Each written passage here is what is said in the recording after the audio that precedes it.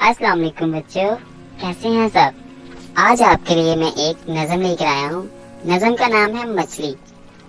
मछली तो बहुत खूबसूरत होती है। तो आपने मुझे बताना है कमेंट सेक्शन में मछली आपको किस तरह की पसंद है।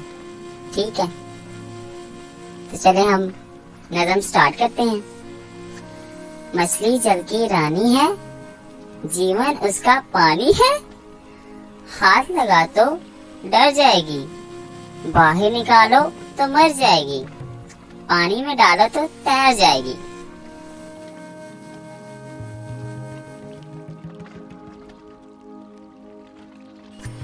मछली जल की रानी है, जीवन उसका पानी है।